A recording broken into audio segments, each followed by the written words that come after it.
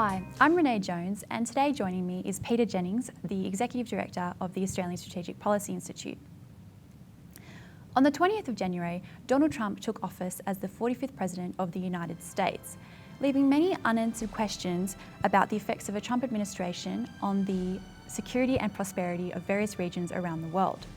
So Peter, during a recent interview with the Times of London, Donald Trump called NATO obsolete due to its failure to resist terrorism.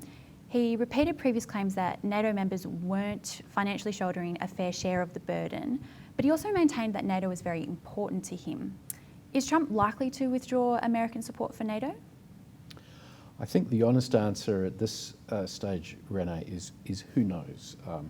I think there's really been less clarity around the policies that this administration will implement than I can recall at any previous presidential inauguration.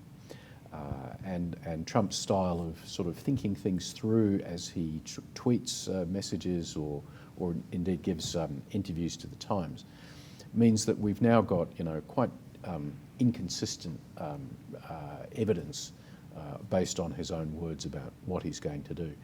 What I would say is that in some respects Trump is quite right in his criticisms of NATO when he says they're not adequately burden sharing.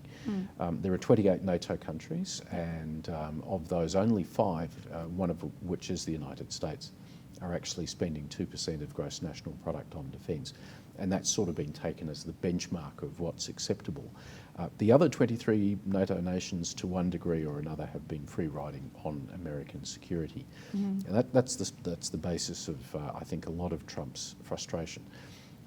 If America were to leave NATO or to say that they weren't actually as committed to NATO as they've been in the past, that would be a revolutionary moment in terms of European security. I don't really think that's going to happen. What I would expect, though, is that a significant number of NATO countries, including Germany as the most powerful economy in Europe, are going to have to look again at their own levels of defence spending commitments. And they'll probably have to do more in order to persuade the Americans that they're actually pulling their weight when it comes to security. Moving to the China-US relationship, Trump has recently repeated that he is not committed to a one China policy and that everything is under negotiation, including one China. The Chinese government has been quick to respond that the policy is non-negotiable. So what does this mean for Washington's relationship with Beijing more broadly? Well, I think what it means is that right now the Chinese are as puzzled as the rest of us, frankly, in terms of what Trump's policy positions are going to be. You can interpret Trump's comments on one China as being quite a clever strategy to unsettle the Chinese a little bit and to make them think that not everything can be taken for granted.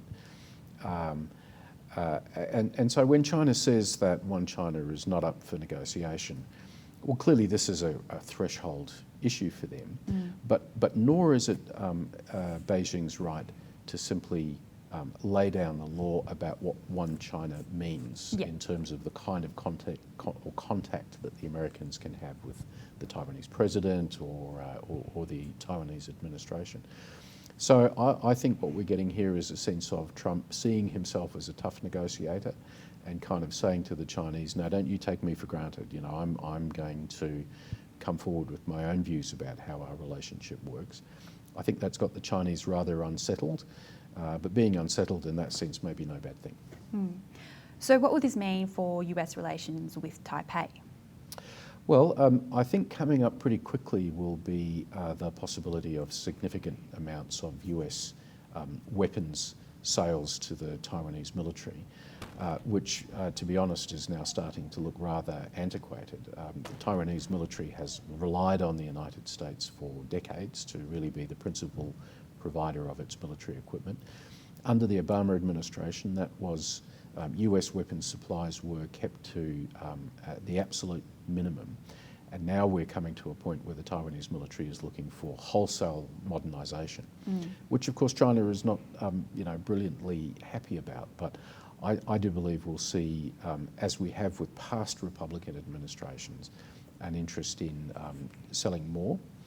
And I think we're also going to see something of a warming of political relations as well, even though, again, the Chinese will find that rather unsettling. Well, so China has been clear that when it comes to the Taiwan question, an adherence to the One China policy is essential to the development of the China-US relationship. What would a breakdown of the US-China relationship mean for Australia and the region? Well, I guess we have to think about what's the scenarios which might lead to that type of breakdown. I mean, if it was, for example, the result of a renegade Taiwanese government asserting independence in a way which the Chinese found unacceptable, that could be quite troubling, because that would make it, I think, all the harder for the US and its allies in the Pacific to say, well, we're now going to come to the aid of a renegade Taiwanese government. On the other hand, I think the government in Taiwan is certainly approaching the issue of their independence status very carefully. They're not in any great rush. We have the more pro-independence party in power at the moment, but President Tsai, the new president of Taiwan, is someone who's, I think, more interested in negotiating a sort of a stable relationship with China. And really what that means is that the question of formal independence is going to be put, I think, into the distant future, and Taiwan will do its best to manage that relationship with Beijing as best it can without leading to conflict. Okay. So there's been much uncertainty surrounding the Trump administration's approach to foreign policy, including with regard to Australia's near neighbourhood in Southeast Asia. Is the United States more likely to withdraw its military and economic presence in Southeast Asia under a Trump administration? And does this make Southeast Asian states more likely to jump on the China bandwagon? Well, again, it's very difficult to know on the basis of what we've heard from Trump. I mean, we've had comments from him saying that, alliances, including the alliance with Japan, are out of date. But we more recently have heard in the confirmation hearings for the new Secretary of Defence, General Mattis, and the new Secretary of State, or the nominated Secretary of State, Mr. Tillerson, which would suggest that America is going to keep its alliance relationships strong. I think that it's very hard to see the Americans sort of walking away from their own economic investment in Southeast Asia, and indeed from their involvement in the security of the Asia Pacific more generally. But I think the message to all of those countries in Southeast Asia, as well as to America's formal allies, is don't expect us to do all the heavy lifting for you. You need to be prepared to look after your own defence. Subsidize the armies of other countries while allowing for the very sad depletion of our military. We've defended other nations' borders while refusing to defend our own. And I think if the Southeast Asian countries are committed to that, then that could mean quite successful relations with the United States. But your point is absolutely right, Renee. There is a real sense of concern in Southeast Asia about, does this mean US retrenchment from the region? We've got one US treaty ally, the Philippines, which definitely looks to be somewhat distancing itself, with President Duterte talking about closer relations with the Chinese and the Russians. We've got Thailand, which is the second US treaty ally in Southeast Asia, essentially under military rule right now, and very internally preoccupied with the arrival of the new king. And China doing its best to build a closer relationship with the Thais. So I think the US has got some work to do in Southeast Asia to make sure that its existing relationships are strong. And in some cases, it's going to have to work hard to rebuild old relationships, I think particularly with the Philippines and the Thais. So you mentioned Rex Tillerson is Trump's nominee for Secretary of State. Given his recent comments regarding the South China Sea, in which he likened China's actions to Russia taking Crimea, what likely escalation of the conflict could we see under a Trump administration? I think the big difference we'll see is that the Obama administration was frankly doing its best to ignore the South China Sea.